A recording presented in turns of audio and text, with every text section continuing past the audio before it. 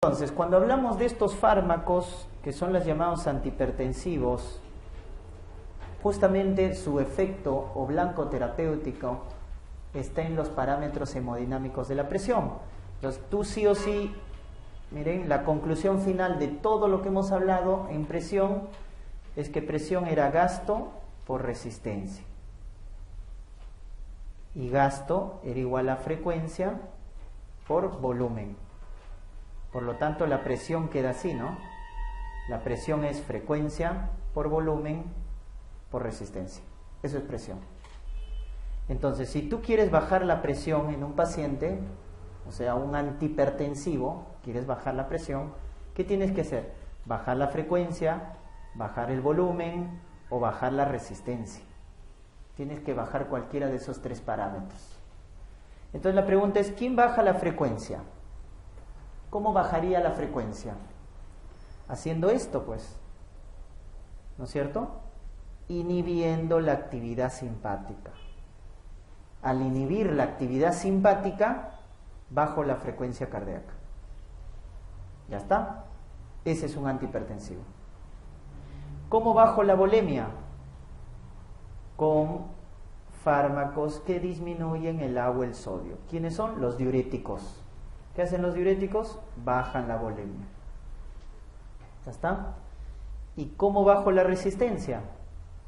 Con vasodilatadores. Al vasodilatar voy a bajar la resistencia vascular periférica. Esos son los tres mecanismos que utilizan los antihipertensivos para bajar la presión. O bajo la frecuencia inhibiendo el simpático, o bajo el volumen con diuréticos, o bajo la resistencia con vasodilatadores. Y ahí están, ¿no? Miren los fármacos. ¿Quiénes deprimen volumen? Los diuréticos. Ahí están las tiazidas de elección. Furosemida. Bajan la volemia y bajan la presión. ¿Quiénes son vasodilatadores? Los que bloquean al sistema presor. ¿Cuál era el sistema presor? La angiotensina 2. Entonces hay que bloquear al sistema renina-angiotensina-aldosterona. ¿Quiénes están ahí? Los YECAS, captopril, enalapril. O vamos al receptor, ¿no? Los ARA2, que bloquean el receptor.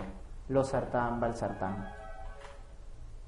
¿Quiénes son también vasodilatadores? Los que bloquean los canales de calcio en los vasos. Hemos dicho, el calcio hace contracción. Entonces, si bloqueo la entrada de calcio, dilato los vasos. Ahí están lodipino, verapamilo, etc. O los llamados vasodilatadores directos. Ahí está el nitroprusiato, la hidralacina. Son vasodilatadores directos. Ellos bajan la presión. ¿Por qué? Porque bajan la resistencia al vasodilatar. Y los que bloquean la actividad simpática, ¿quiénes son? Los beta bloqueadores. Porque al bloquear el receptor beta 1 del corazón, la frecuencia baja. Atenolol, propranolol. O los alfa blocker, porque el alfa 1, ¿qué hacía? Vasoconstricción. Al bloquear al alfa, voy a hacer vasodilatación. Entonces, alfa blocker, terazocin, prazocin, tamsulosina. O a nivel central, ¿quién va a hacer una función a nivel central como antihipertensivo? Metildopa, que lo empleamos en el embarazo. ¿Por qué lo empleamos en el embarazo? Porque su acción es a nivel central. ¿Ya? Entonces ahí están, miren, los mecanismos generales de los antihipertensivos. Entonces cuando a ti te dicen, ¿por qué el beta block baja la presión arterial? Porque bloquea el tono simpático y baja la frecuencia. De esa manera actúa como antihipertensivo. Ahí está la función del beta bloque. Entonces miren, cómo bloquea el receptor beta 1 del corazón. Eso hacen los beta blocker. ¿Estamos? En cambio, un diurético, ¿cómo baja la presión? Bajando la volemia. Porque el diurético va a aumentar la diuresis y con ello baja la volemia. Los demás hacen vasodilatación. ¿Quién hace vasodilatación?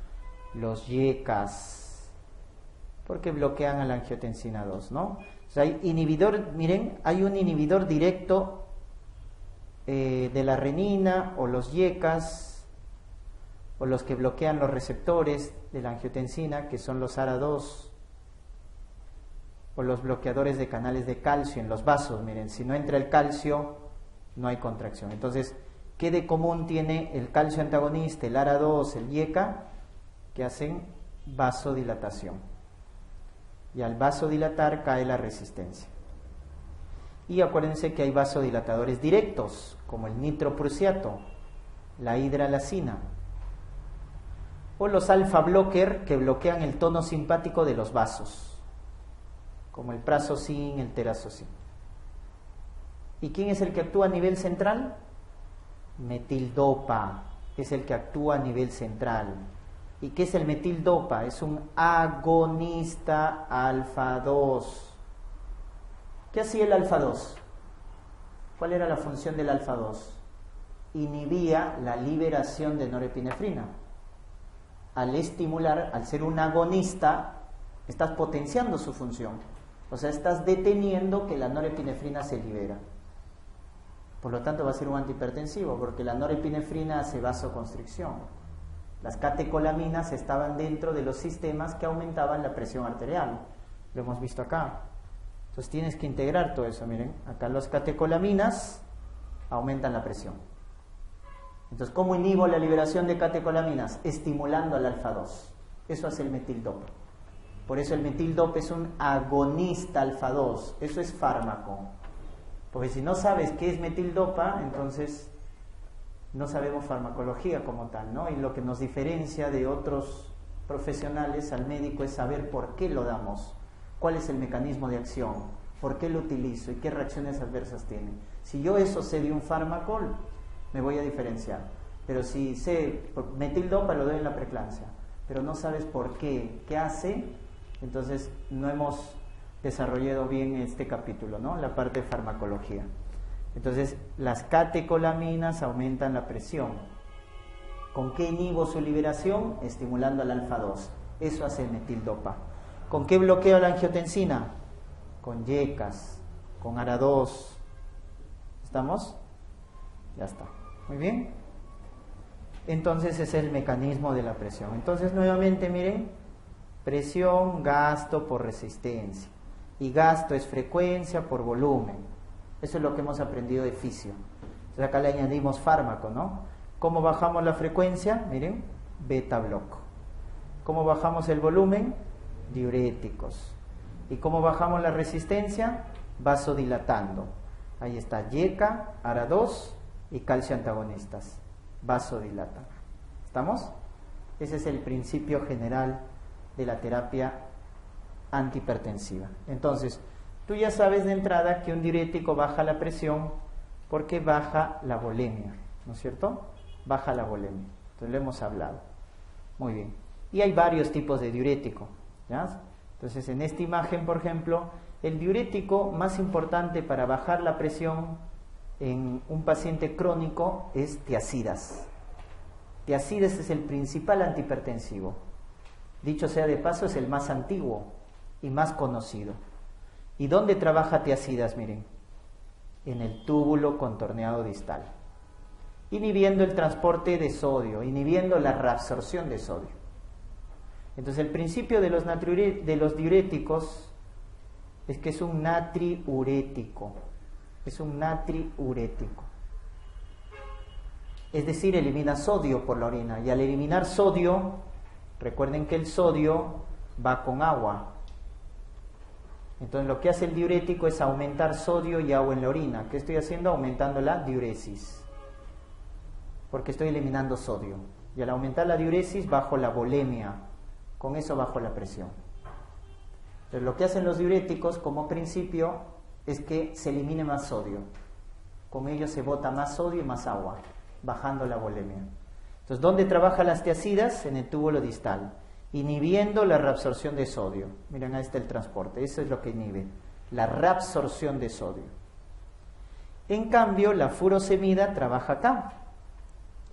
La furosemida trabaja en el asa de Henle. ¿Pero qué rama? Ascendente. Delgada o gruesa, rama gruesa. Ya está. Trabaja en la rama gruesa, ascendente del asa de Henle. Ahí lo están viendo en el gráfico. ¿Bloqueando qué transporte? Miren, ahí está el transporte, ¿no? Sodio, potasio, 2 cloros.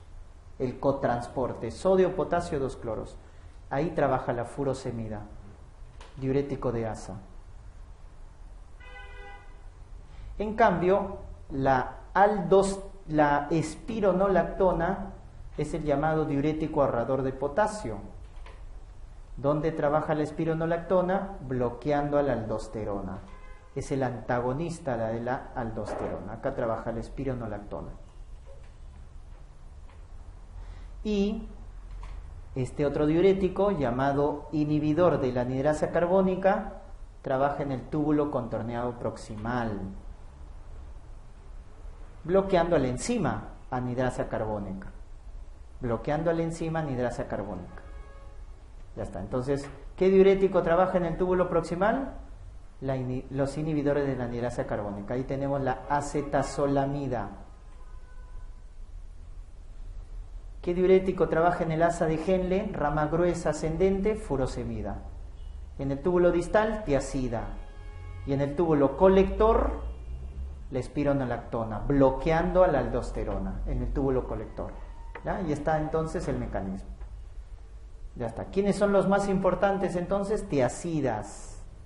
Ahí está la más conocida, la hidroclorotiazida, donde trabaja en el túbulo distal, inhibiendo el cotransporte sodio-cloro. Sodio-cloro. ¿Estamos?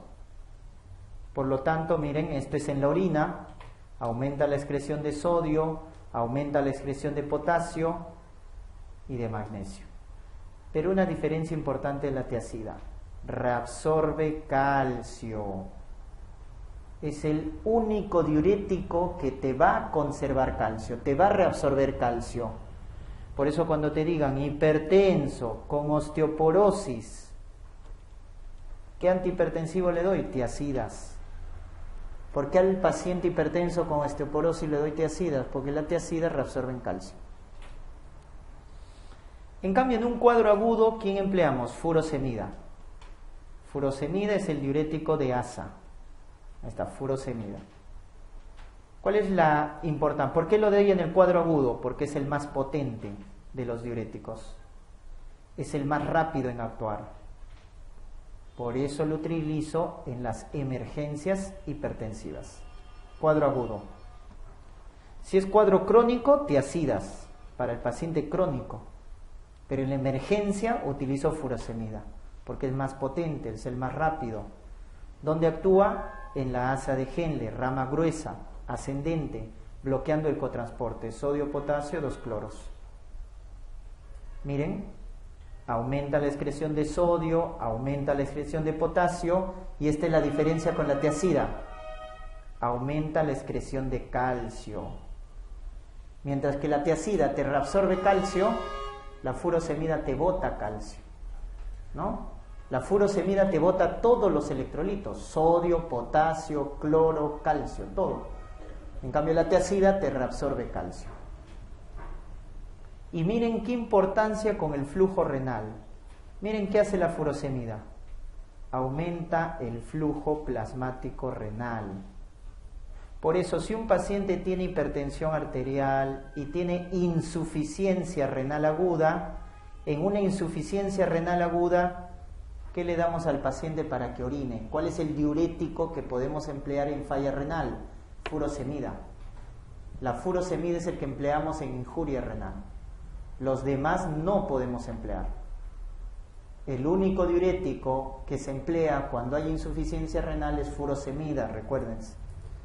Ya está. Entonces, ¿cuál era el problema de la furosemida y la tiazida? Que botaban sodio y botaban potasio. Al botar potasio, el paciente hacía hipocalemia y podía darle arritmias ventriculares. Entonces tengo que compensar. Por eso nacen los ahorradores de potasio. Y ahí está el antagonista de los receptores de aldosterona, que es la espironolactona, ¿no? Que bloquea sus receptores. ¿Cuál es el gran problema de la espironolactona? Que produce ginecomastia en los pacientes. Es por eso que hay un derivado que es la eplerenona, que tiene el mismo efecto, bloquear a la aldosterona, pero menos reacciones adversas. La eplerenona ya no produce ginecomiastia. La espironolactona sí, ¿no? Esa es la gran diferencia. Ya está. Muy bien.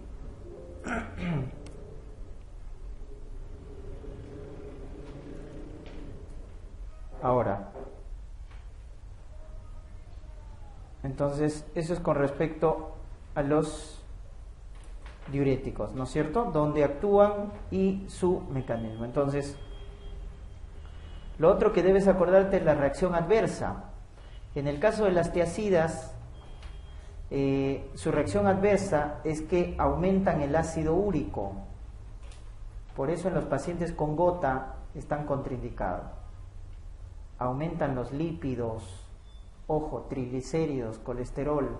Por eso en las dislipidemias están contraindicados. ¿Ya? Ese es el gran problema de las tiazidas, que aumentan el ácido úrico y aumentan los lípidos en el paciente. Muy bien, estos ya saben, YCARA2 son buenos vasodilatadores. Y al vasodilatar, bajo la resistencia, y al bajar la resistencia, bajo la presión arterial, ¿no es cierto? Miren dónde están los niveles para bloquear el sistema renina-angiotensina. Miren, este es el inhibidor directo de la renina.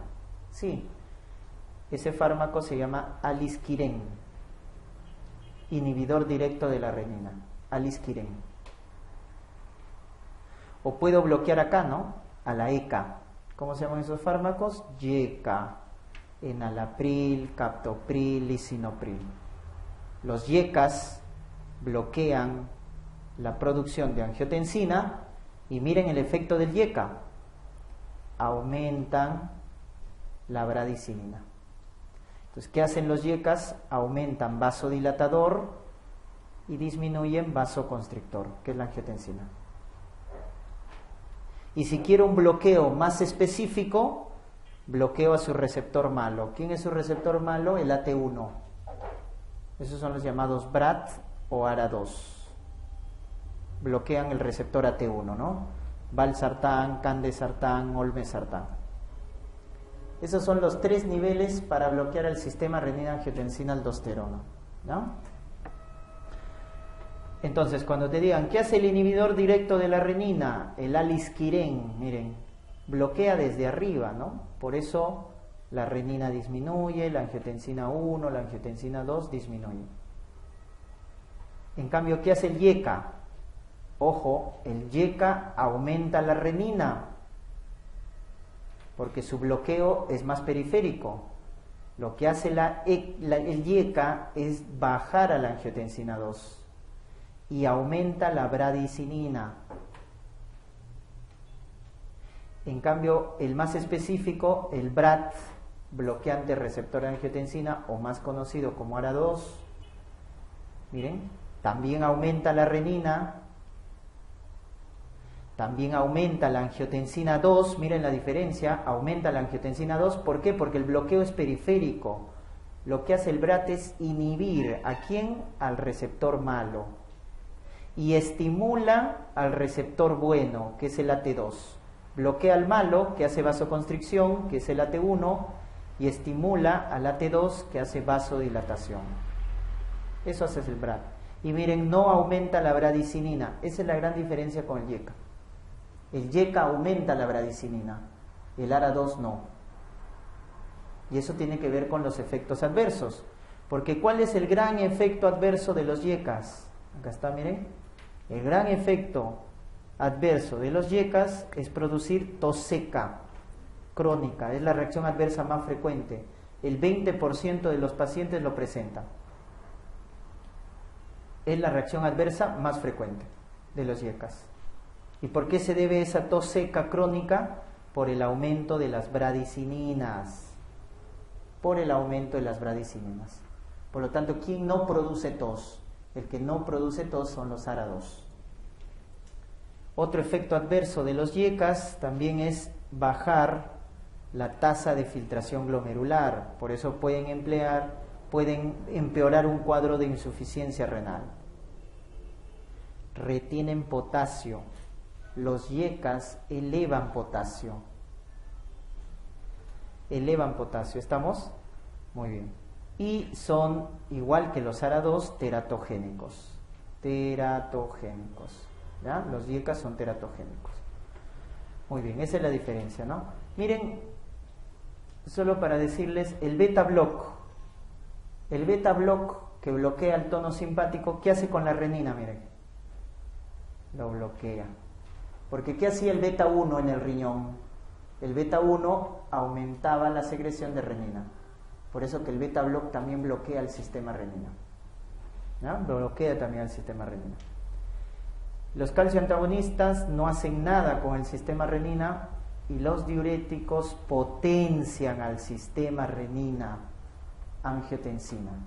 Cuando uno da diuréticos, al paciente le estoy quitando volumen. Y cuando bajaba el volumen, ¿quién se activaba? El sistema renina angiotensina aldosterona. Por eso que cuando un paciente no responde a tiazidas, muchas veces es porque el sistema renina se ha activado mucho. Por eso una buena combinación de antihipertensivos es dar YECA con diurético. Es una buena combinación. Con el diurético le bajas el volumen, pero se activa el sistema renina, lo bloqueas con el YECA. Con eso evitas que el paciente sea refractario. Miren dónde es de elección, esta es la aplicación clínica, donde damos YECAs en insuficiencia cardíaca, en falla sistólica, tras un infarto, en hipertrofia. Porque ¿qué hacía la angiotensina? Hacía fibrosis, hacía hipertrofia. El gran fármaco antirremodelador son los YECAs, antirremodelador. Por eso lo damos en hipertrofia, en nefropatía, en proteinuria y microalbuminuria. Ahí de elección son los YECAs. ¿Ya? La ventaja del ARA2 tiene la misma eficacia, pero la ventaja del ARA2 que tiene menos reacciones adversas. No produce tos, no produce angioedema, o escaso, ¿no? Angioedema. En cambio el YECA sí, produce tos, produce angioedema, etc. El calcio antagonista entonces es un vasodilatador, porque evita la entrada de calcio. Y los principales vasodilatadores son los llamados dihidropiridínicos. Dihidropiridínicos, ¿ya? Y ahí están los llamados pinos, miren, nifedipino, amlodipino, nimodipino, etc. ¿Ya? Los pinos son llamados dihidropiridínicos y trabajan principalmente en los vasos. En cambio, los no dihidro trabajan en el corazón. Por eso los no dihidro son antiarrítmicos. ¿Y quiénes son los no dihidro? Solo dos: verapamilo, diltiazem. Verapamilo y diltiazem. Entonces, ¿quién hace más vasodilatación periférica? Los dihidropiridínicos, los llamados pinos, nimodipino, amlodipino, nifedipino. En cambio, ¿quiénes actúan en el corazón? Bajando la frecuencia cardíaca, bajando la fuerza de contracción, los no dihidro. Los no dihidro. Verapamilo, diltiazem. El más potente, verapamilo. El más potente, como antiarrítmico. ¿No? ¿Dónde están indicados los calcio antagonistas? Acá, ¿no? En hipertensión, también actúan como antianginosos. ¿Por qué? Porque hacen vasodilatación coronaria. Por eso son antianginosos, porque dilatan las coronarias. En hemorragia subaracnoidea, ¿qué calcio antagonista damos? Nimodipino, para evitar el vasoespasmo. Nimodipino. También en Raynaud, ¿no? El tratamiento de enfermedad de Raynaud es calcio antagonistas, profilaxia migraña, etc. Si me preguntaran cuál es la reacción adversa más frecuente de los calcio antagonistas, del YECA era tos, del calcio antagonista es edemas, producen edemas. Y un concepto importante, alguien puede pensar, si el calcio antagonista produce edemas, ¿qué hay que darle? ¿Qué le damos cuando hay edemas? Diuréticos. Pero esa lógica no se sigue. Los edemas de los calcio antagonistas no responden a diuréticos. ¿Qué se debe emplear? YECAs. Los edemas de los calcio antagonistas no se tratan con diuréticos, se trata con YECAs. Muy bien, y estos son los vasodilatadores directos, ¿no? Miren, este es el antihipertensivo más potente, que lo empleamos en emergencias hipertensivas, el nitroprusiato. ¿Qué hace el nitroprusiato? Miren, aumenta la producción de óxido nítrico. ¿Y qué era el óxido nítrico? Un potente vasodilatador. Y es tan potente su vasodilatación que no solo dilata arterias, sino también venas. Dilata arterias y dilata venas. Es un vasodilatador mixto y es el más potente. Por eso se emplea en emergencias hipertensivas. ¿Cuál es el problema de nitroprusiato? Que produce esta sustancia tóxica, el tiocianato, que disminuye a la vitamina B12, produciendo anemia megaloblástica. Y es tóxico también para el embarazo. Por eso el nitroprusiato, al igual que los YECAs, son teratogénicos, al igual que los YECAs. No puede utilizar en el embarazo. YECA, ARA2, nitroprusiato, no se emplean en el embarazo, porque son tóxicos. La hidralacina es un potente vasodilatador, pero solo de las arterias. Esa es la diferencia con el nitroprusiato. El nitroprusiato dilata arteria y vena, la hidralacina solo arteria. ¿No? ¿Y cuál es su mecanismo de acción? Bloquea la entrada de calcio. Bloquea la entrada de calcio al vaso. ¿No? La hidralacina. ¿Cuál es el problema de la hidralacina? La ventaja es que la podemos emplear en el embarazo. Por eso, en emergencias hipertensivas del embarazo, no podemos emplear nitroprusiato. ¿Quién empleamos? Hidralacina. Hidralacina sí podemos emplear en el embarazo. Nació para ello, ¿no?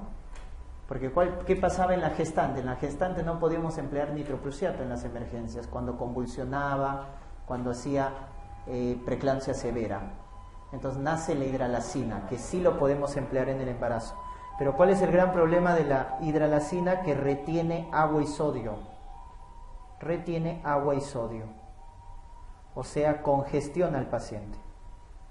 Por eso si una paciente tiene edema agudo de pulmón, no podemos dar hidralacina, porque la hidralacina congestiona más a la paciente. El fenoldopam es un antihipertensivo que lo que hace, como se indica su nombre, es un agonista. ¿De qué receptores? De la dopamina. Ojo, la dopamina es un vasodilatador. Las catecolaminas son vasoconstrictoras. La dopamina es un vasodilatador. El fenoldopam es un agonista de dopamina.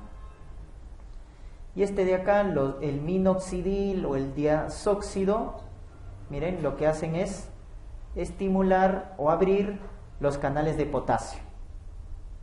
Al abrir los canales de potasio, el potasio ¿qué hace? Sale hacia afuera. Por lo tanto, afuera se vuelve más positivo y adentro más negativo. Entonces, ¿qué hace con la célula? La hiperpolariza.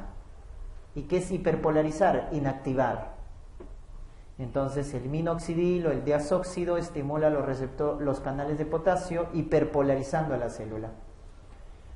¿Cuál es el problema de minoxidil? Que es o genera hipertricosis.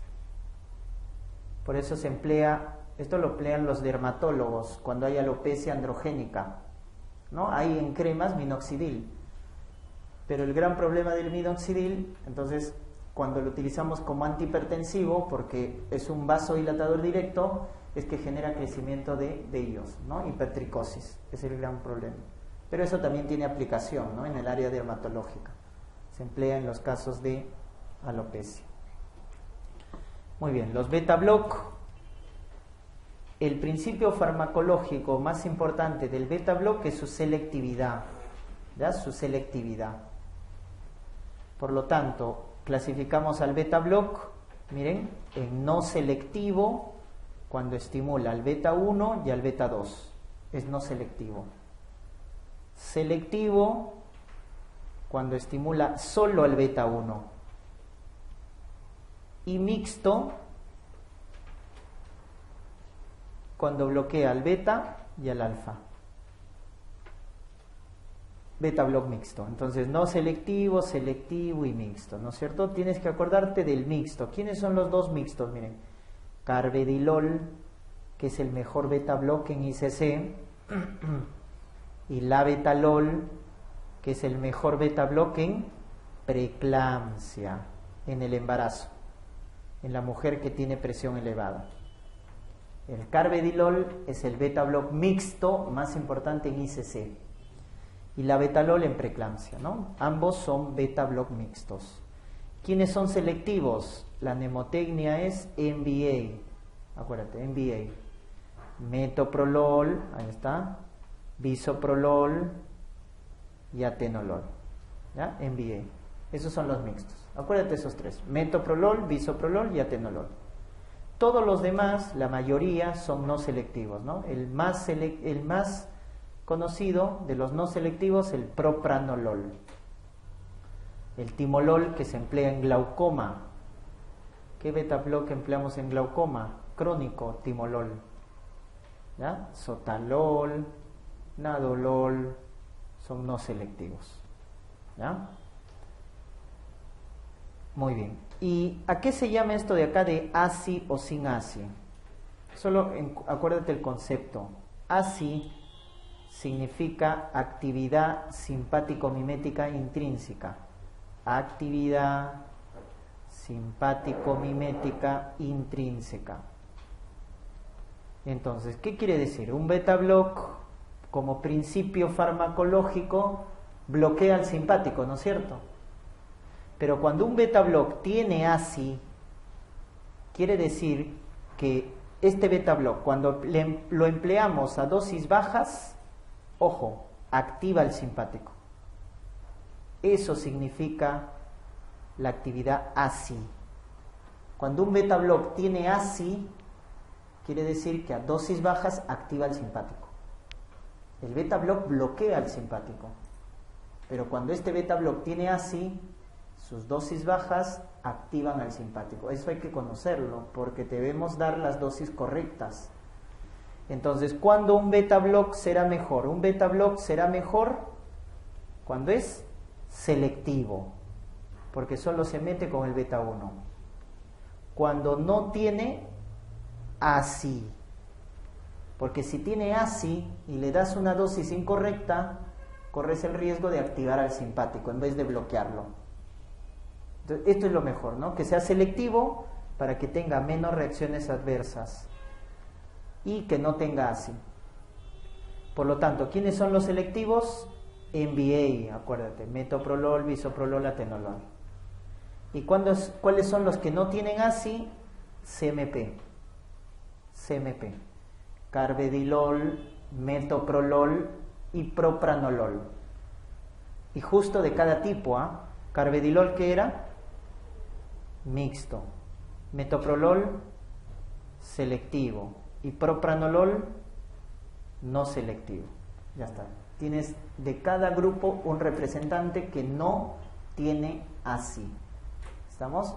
Carvedilol, metoprolol y propranolol, CMP. ¿Ya? CMP. Entonces, el principio de los beta block más importantes es que son selectivos, ¿no? ¿En dónde lo empleamos? En hipertensión, en cardiopatía isquémica, porque también son antianginosos, son los antianginosos de primera línea, en arritmias, acá también en miocardiopatía hipertrófica, en glaucoma, ya dijimos el timolol, en hipertiroidismo. ¿Cuál es el gran problema de los beta block? Sus reacciones adversas, ¿no? Miren, broncoespasmo, y esto es muy importante en los no selectivos.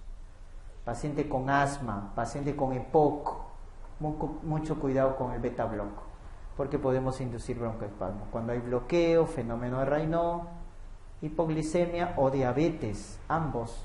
Hipoglicemia porque el beta block potencia la acción de los antidiabéticos orales. Cuando un diabético está tomando glibenclamida y le das beta block, el beta block potencia la glibenclamida, generando hipoglicemia, ¿verdad? Y se ha visto que a largo plazo Los beta block aumentan la glicemia, produciendo diabetes. Por eso cuando vemos en la escala de los antihipertensivos, los beta block están al final. ¿Quién es el antihipertensivo de primera línea? Tiazidas. Luego está Y, cara 2 y al fondo está beta block. Porque el gran problema de los beta block es que pueden producir diabetes. Y los alfa blocker. Tenemos el alfa 1 selectivo y el mixto o no selectivo, porque bloquea el alfa 1 y el alfa 2. El selectivo son estos, solo bloquean al alfa 1, prazosin, terazosin, tamsulosina. Este es el más específico, tamsulosina. ¿En dónde se emplea? En hipertensión con próstata, porque recuerden que el alfa 1 contraía la uretra, al bloquearlo lo relaja, favoreciendo la micción. Por eso hipertenso con HBP, hiperplasia benigna de próstata, alfa 1. También en fenómeno Raynaud también podemos dar. En cambio, los que bloquean alfa 1 y alfa 2 es la fentolamina. ¿Y dónde es de elección este fármaco? En la crisis del feocromocitoma, que es una emergencia hipertensiva.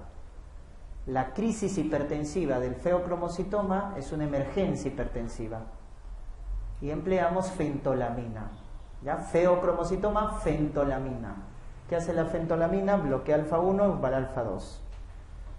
¿Y quién tiene acción central? Metildopa. ¿Por qué decimos que tiene acción central? Porque es un agonista. ¿De quién? Del alfa 2. Como es un agonista alfa 2, inhibe la liberación de catecolaminas, produciendo vasodilatación. Es de elección en el embarazo, en la hipertensión crónica del embarazo. O sea, en cuadro crónico, porque es un cuadro agudo, utilizamos hidralazina, utilizamos la betalol, en cuadro agudo, emergencia, hipertensiva en el embarazo. Hidralazina, la betalol. Metildopa en el cuadro crónico. ¿Ah? Su gran efecto adverso del metildopa es que produce hepatitis. Por eso es que si el paciente tiene daño hepático, cirrosis, etcétera, metildopa está contraindicado, porque metildopa produce hepatitis. ¿No? Y en el caso de los antiarrítmicos, recuerden la clasificación de Bunny Williams, ¿no? Tenemos 4 tipos de antiarrítmicos. Los del grupo 1 son los que hacen acá. Miren el potencial de acción que hemos estudiado. Recuerden, en la fase 0 entraba sodio. Entonces los antiarrítmicos de clase 1 son los que bloquean a los canales de sodio.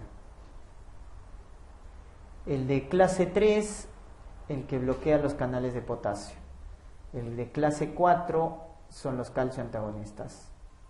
Y el de clase 2 son los llamados beta bloqueadores. Ahí está, miren dónde actúa, en qué parte del potencial de acción. Entonces, ¿qué hacen el del grupo 1? Bloquea sodio. Y acá hay 3 grupos, 1A, 1B, 1C. El 1A es el más potente. Ahí está procainamida en el 1A. En el 1B, lidocaína. Actúa rápido. Es la ventaja del 1B. Actúa rápido. Y el 1C, flecainida, propafenona.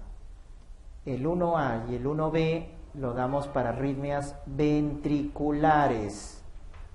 En cambio, el 1C, flecainida, propafenona, lo damos para arritmias supraventriculares. El 1B para supraventriculares. El 1C para supraventriculares. El 1A y el 1B para ventriculares. El 2 son los beta block, que ya los hemos estudiado. El 3 son los bloqueadores de canales de potasio. Ahí está el más potente de los antiarrítmicos, el de amplio espectro, amiodarona. ¿Ya? Amiodarona. Y en el grupo 4 están los bloqueadores de canales de calcio. ¿Ya? Verapamilo, diltiazem. verapamilo delta C. 4 es calcio antagonista. ¿Ya? Entonces miren, acá está, esa es la clasificación que tienen que acordarse. El 1 sodio, el 2 beta bloque, el 3 potasio, donde está miodarona, que es el más potente, y el 4 el calcio antagonista. Y cada uno tiene su aplicación, ¿no?, en los antiarrítmicos. Por ejemplo, si hablamos en caso, por ejemplo, de la bradicardia. Cuando hay bradicardia sintomática, ¿cuál es el antiarrítmico? Sulfato de atropina. Porque la atropina es un antimuscarínico. Por lo tanto, ¿a quién bloqueamos? Estamos bloqueando al parasimpático. Al bloquear al parasimpático, aumentamos el simpático y el simpático hace taquicardia. Entonces, cuando hay bradicardia, damos atropina, ¿no?, para bloquear al parasimpático. Cuando hay arritmias graves ventriculares, podemos utilizar estos fármacos. Por ejemplo, el de clase 1A, procainamida, es de elección para arritmias ventriculares, procainamida, ¿no? También podemos utilizar amiodarona. ¿Cuál es el gran problema de la amiodarona? Sus reacciones adversas. La amiodarona produce fotosensibilidad, produce problemas de tiroides, porque tiene yodo, produce fibrosis pulmonar, esa es su reacción más grave, o cirrosis. La amiodarona es el mejor de los antiarrítmicos, pero su gran problema es sus reacciones adversas, ¿no? Fotosensibilidad, disfunción tiroidea, fibrosis pulmonar, cirrosis. En arritmias ventriculares también podemos dar lidocaína. ¿Y cuál es el dato en lidocaína? Que es el de la acción en arritmias ventriculares cuando el paciente tiene infarto. Cuando un paciente tiene infarto agudo de miocardio y tiene arritmias ventriculares, el antiarrítmico de elección es lidocaína. En corazón infartado, lidocaína. ¿Ya? Este de acá, la adenosina, se emplea en una arritmia de las mujeres llamada taquicardia paroxística supraventricular. La taquicardia paroxística supraventricular se trata con adenosina. ¿Ya? Adenosina. Muy bien. Las arritmias inducidas por estrés, por ejemplo en el paciente hipertiroideo, se tratan con beta block, en el hipertiroideo. ¿Ya? Muy bien. Entonces son algunos ejemplos de los antiarrítmicos, ¿no? Pero acuérdense su efecto adverso, ¿ya? Su mecanismo de acción, ¿no? Bloquean sodio, beta block, o en este caso los bloqueadores de canales de calcio. Los nitratos, ¿qué podemos decir de los nitratos? Los nitratos son buenos vasodilatadores y sobre todo dilatan las venas. Por eso uno de sus efectos principales es que bajan la precarga.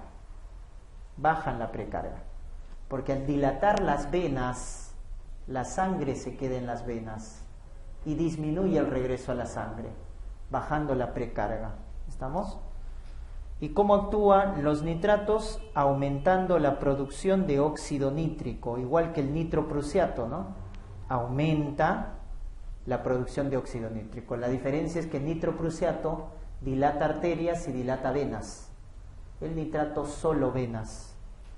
¿Y qué hace el óxido nítrico? Miren, el óxido nítrico aumenta el GMP cíclico.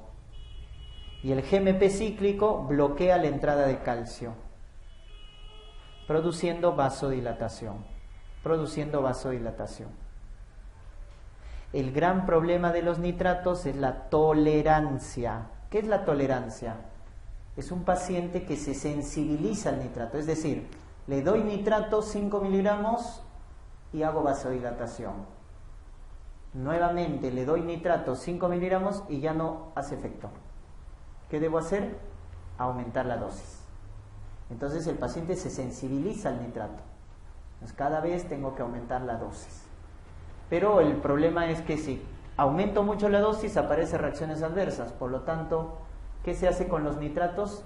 Espaciamos el tiempo a la hora de administrar los nitratos. Se da a las 7 de la mañana y a las 6 de la tarde. Con eso tenemos 12 horas de diferencia. Entonces, al espaciar el tiempo de dosis del nitrato, evitamos la tolerancia. ¿Ya? La tolerancia.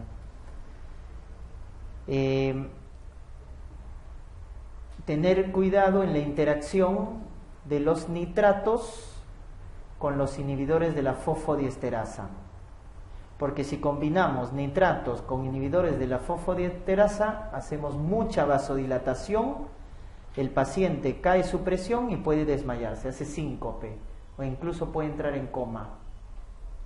¿Y quién es un inhibidor de la fosfodiesterasa? El sildenafilo. El sildenafilo, ¿no? El famoso Viagra, la pastillita azul. Entonces, ¿dónde empleamos nitratos? Los nitratos son buenos vasodilatadores venosos, bajan la precarga, por lo tanto bajan el trabajo del corazón, se emplean como antianginosos, porque bajan el trabajo del corazón al bajar la precarga. Ahí se emplean los nitratos como antianginosos. También en edema agudo de pulmón damos nitratos, al igual que furosemida. En edema agudo de pulmón damos nitrato y furosemida, porque el nitrato baja la precarga. Entonces, ¿quién tiene cardiopatía isquémica? ¿Quién tiene angina? El adulto mayor. El abuelito tiene su infarto, tiene su angina, le damos nitrato, ¿no? Y para su impotencia sexual, el urólogo le da sildenafilo. Entonces, el urólogo, antes de emplear el sildenafilo, pregunta si está tomando nitratos, si tiene cardiopatía isquémica, porque la combinación de nitrato con sildenafilo lo lleva a la hipotensión severa al paciente. ¿Ya? La hipotensión severa.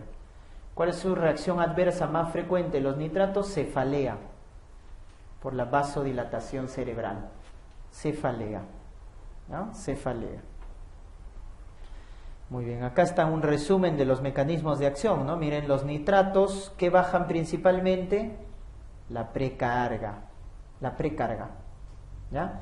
En cambio, los YECAS, ¿qué bajan principalmente? La poscarga.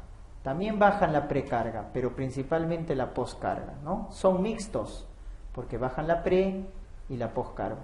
Igual que los ARA2, bajan la pre y la poscarga, pero principalmente la poscarga, ¿ya? Los YECAS y ARA2. Por ejemplo, los alfa blocker, los antagonistas de los receptores alfa, estos bajan también la precarga, la poscarga, ¿no es cierto? Y tenemos acá los calcio antagonistas, estos sí solamente, principalmente bajan la poscarga, ¿no? ¿Por qué? Porque son vasodilatadores, bajando la poscarga, ¿ya? En este caso, los blancos terapéuticos en un paciente con falla cardíaca, ¿no? Por ejemplo, los inotrópicos, en este caso los inotrópicos positivos, como la dobutamina o la digoxina, que es otro inotrópico positivo, lo que hacen es aumentar la fuerza de contracción. ¿Cómo actúa la digoxina? Hace bloqueo de la bomba de sodio-potasio.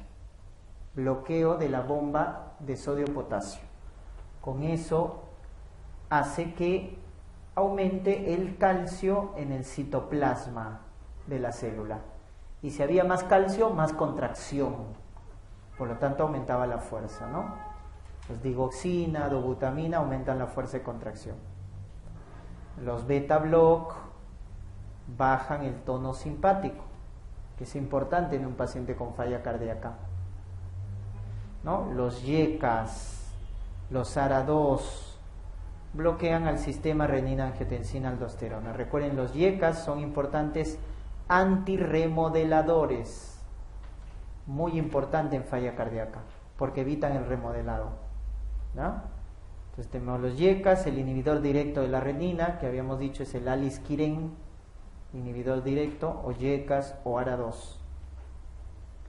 Y ojo, la espironolactona en un paciente con YECA, con falla cardíaca, lo empleamos como antifibrótico, no como diurético, ¿ah? La espironolactona en falla cardíaca lo empleamos como antifibrótico a la dosis de 25 miligramos por día. En cirrosis lo empleamos como diurético. En falla cardíaca, la espironolactona se emplea como antifibrótico, ¿no? Y los diuréticos en falla cardíaca sirven para bajar la precarga, es decir, para aliviar la congestión, ¿no? La congestión.